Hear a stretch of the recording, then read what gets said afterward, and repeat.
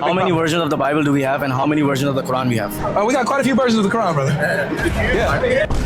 These are different Arabic Qurans. No. The Warsh, No. the Hafs, yes. I have like 4 of these Qurans in my home. The different ones. I have what is called Hafs, I have Warsh, I have Kalun, and I have Khalaf. Assalamu alaikum wa rahmatullah. So is there one Quran or is there more versions of the Quran? Muslims today say that there is only one Quran since the start of this revelation and since the time of the Prophet Muhammad, peace be upon him. But then you see Christian apologists most of the times claiming that there is actually more than one version of the Quran. And so you don't know who to trust, right? The Christians who know nothing about Arabic and how Arabic actually works, they barely know 2-3 words. Today, these same Christian apologists are gonna teach us, us, the Arabs, right? The Arab speakers who read the Quran in the original language. The Christian apologists, non-Muslims, non-Arabic speakers, going to teach us about the Arabic language and the multiple variants of the Quran. We know that these variants, these different types of readings and different types of recitations, they go all the way back to the time of the Prophet, peace be upon him. Yes, all these variants existed during the presence of the Prophet, peace be upon him himself. This is from Sahih Muslim 818. So basically there were 2 companions, 2 Sahaba during the time of the Prophet, peace be upon him. They both were reciting the Quran in a different way. And so they had this little dispute between each other and they went to the Prophet Muhammad ﷺ to judge between them. And so the Prophet asked each one of them to recite. And every time one of them recites, he says, "Thus was it sent down. This is how it was revealed."